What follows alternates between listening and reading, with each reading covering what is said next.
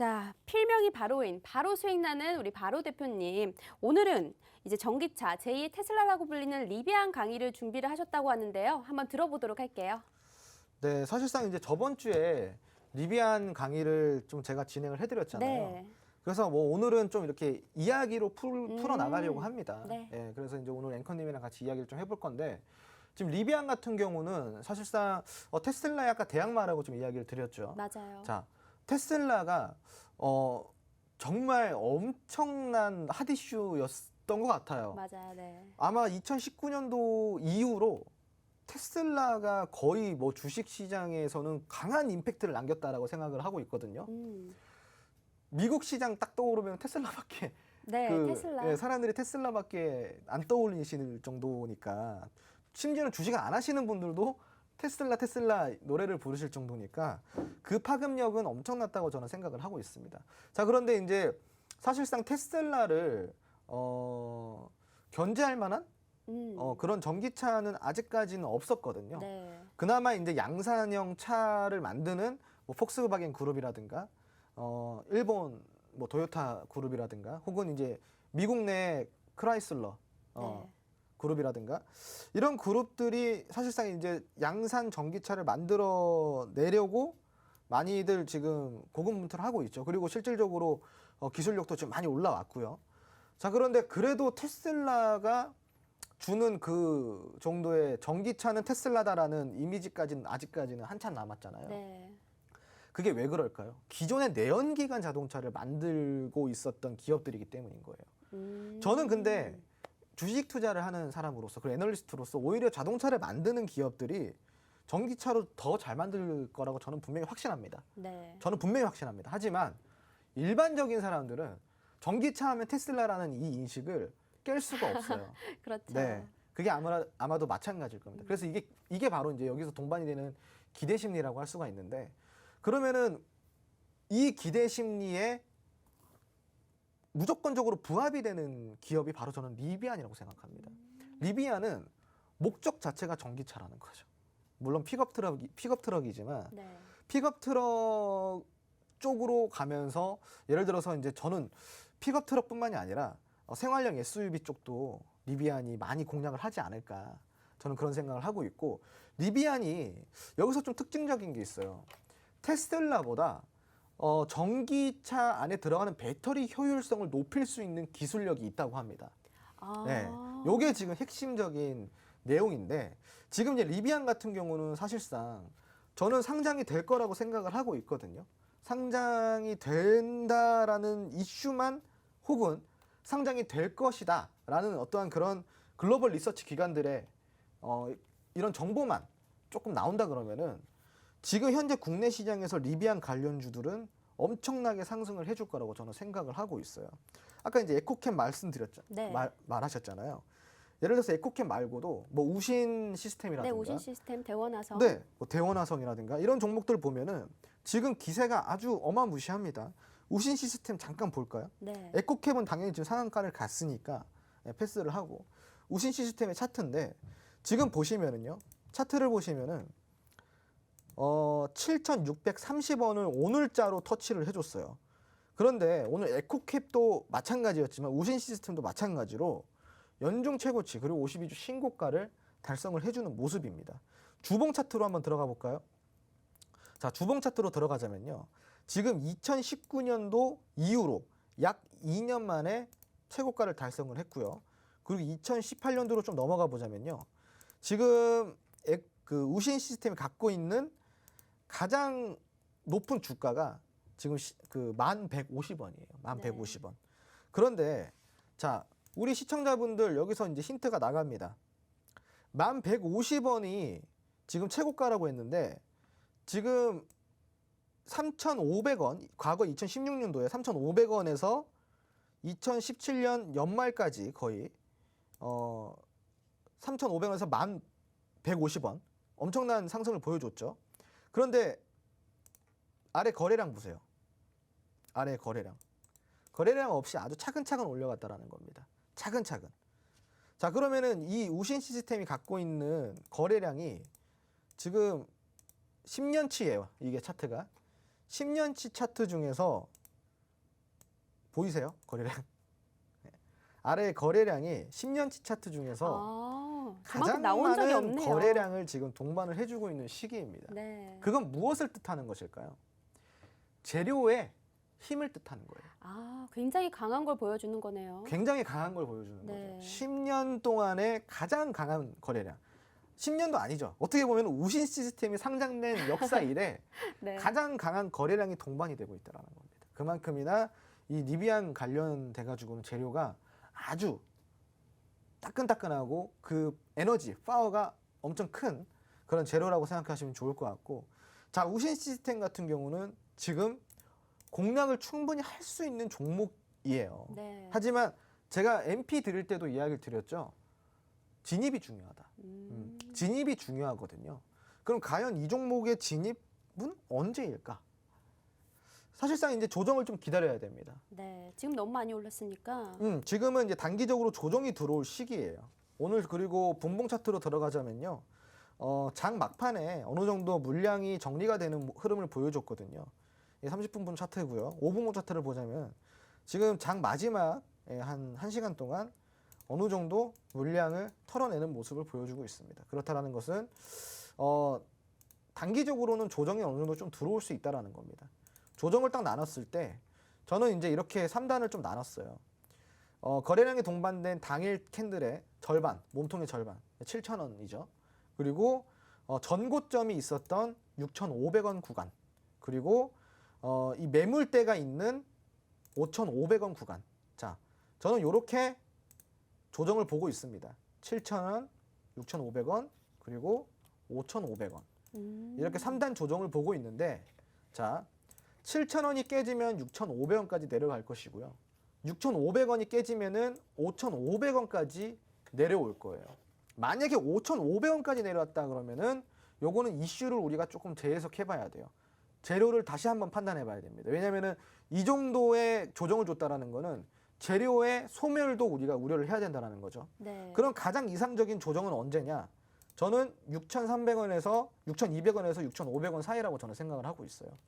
그래서 이 구간이 가장 이상적인 조정의 구간인데, 만약에 이 구간을 횡보로 버텨내거나 혹은 저점을 잘 만들어내서 반등에 성공한다 그러면은 정말로 큰 시세를 주지 않을까, 대시세를 한번 주지 않을까. 네. 저는 그렇게 생각을 하고 있는 종목 중에 하나입니다. 제가 작년에 테슬라를 한번 생각을 해보면 네. 테슬라의 주가가 살짝씩 오를 때마다 관련된 국내 2차 전지 관련 소부장들도 굉장히 많이 올랐었거든요. 그러면 이 리비안 관련주들도 확실히 만약에 상장이 정말 확실시 된다면 더 많이 오를 가능성은 확실히 있겠네요. 그럼요. 네. 리비안의 지금 이 효과는 네. 이 지금 주식시장에 비가 내리고 있지 않습니까? 네. 그러니까 모멘텀이 없어요, 지금 주식시장에. 사실상 추가적인 모멘텀이나 상승을 할 수 있는 그런 재료가 시장에서 나오기까지는 상당히 오랜 시간이 걸릴 수밖에 없거든요. 그러면은 그런 상황 속에서 과연 이 시장에 있어서 희망을 줄 수 있는 재료가 무엇일까? 바로 따끈따끈한 거거든요. 네. 새로 생긴 거예요, 새로 생긴 거. 우리가 물건 예를 들어볼까요? 네. 물론 우리가 아끼는 옷이 있죠. 아끼는 뭐 시계도 있을 거고, 아끼는 뭐 액세서리도 있을 거고, 아끼는 뭐 신발도 있을 거고요. 네. 그렇죠? 그래도 새 거가 더 좋으시죠. 그럼요. 그렇죠? 항상 신상은 좋죠. 네, 아마 우리 시청자분들도 마찬가지일 겁니다. 네. 내가 아끼지만 그래도 새 거가 있으면 더 좋잖아요. 네. 그런 거예요, 테마는. 네, 그 리비안이 지금 따끈따끈한 새 거예요. 네. 그렇구나. 그렇게 말씀을 해주시니까 확 와닿네요. 네, 그래서 네. 지금은 리비안에 우리가 좀 집중을 해야 되는데, 과연 이런 우신 시스템 같은 종목들을 네. 어떻게 찾아낼 것이고, 리비안 관련주들이 되게 많아요, 지금. 제가 지금 정리한 바로는 한 13종목에서 16종목 사이거든요.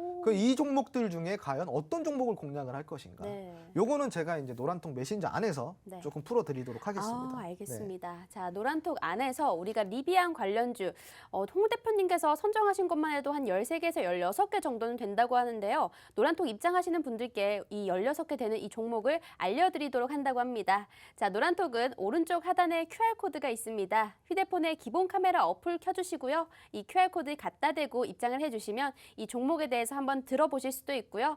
문자 샵 3989번에다가 홍주원이라고 입력 후에 전송을 해주셔도 바로 입장이 가능한 링크를 보내드리고 있습니다. 자, 리비안 얘기를 계속해서 해보고 있는데 그러면 오늘도 약간 히든 종목에 관련해서 좀 여쭤보고 싶어요. 또 네. 방송이 다 끝나가니까 네네. 시청자분들이 지금 굉장히 마이너스 계좌일 거란 말이죠. 시장이 많이 힘들죠. 그렇죠. 네. 많이 힘든데 우리 종목 하나만 어떻게 안 될까요? 제가 이제 네. 아까 LX 인터내셔널 이야기를 드렸잖아요. 네. 사실상 뭐 이거 종목 드린 거나 다름없는 거죠. 어. 공략 방법까지 다 알려드렸으니까. 네. 다만 이제 조금 추가적으로 만약에 좀 뭐 드릴 종목이 있냐? 저는 그러면은 지금은 우리가 식품주에 한번 집중을 해보자. 식품주요? 왜요? 네. 자, 우리가 경기 방어주 하면은 떠오르는 게 무엇이 있나요? 뭔가 통신 관련, 뭔가 굉장히 안정적인 것들, 맞아요. 은행 뭐 이런 거. 그러니까 사치품이 아니라 네. 생활 필수품들이에요. 오. 우리가 생활을 하는데 불가피하게 불가항력적으로 꼭 필요한 것들. 네. 식품이 대표적인 그렇네요. 그 경기 방어주거든요. 지금은 경기 방어주에 우리가 조금 집중적으로 투자를 할 때인데 경기 방어주에 특징이 있어요. 경기에 그렇게 민감하게 반응하지도 않고 영향을 안 받는다. 네. 영향을 받지 않고 행보를 해준다. 이게 특징이거든요. 그래서 되게 안전한 투자를 할 수가 있는데 그럼 재미없는 거 투자하세요라는 생각을 하실 수도 있잖아요. 맞아요. 자, 그렇지가 않습니다. 식품주를 제가 공략을 드린 이유는 지금 이런 시장 속에서 그 경기 방어주에 대한 집중도가 식품주한테 지금 쏠릴 수밖에 없는 이유가 있어요. 그리고 그런 이유들은 지금 누가 만들어가고 있다? 시장의 주도 세력들이 만들어가고 있는 상황입니다. 그렇군요. 네, 지금 대단히 식품주들 중에서도 제가 아주 눈여겨보고 있는 관련 종목들이 있거든요. 네. 정말 이 종목들은 제가 장담 드릴 수 있어요. 정말 크게 시세를 줄 겁니다. 왜냐? 지금 외인 기관 쌍끌이 매수를 하고 있어요. 그리고 더군다나 차트에서 너무 매수 시그널을 계속 주고 있어요. 네, 그래서 지금 이런 종목들은 못 먹어도 고를 해야 되는 상황이지 않을까. 그렇겠네요. 네, 그런 생각을 하고 있고 너무 시기가 적절해요. 지금 경기가 많이 힘들어지고 있거든요. 그리고 내년에는 아마 더 힘들어질 겁니다.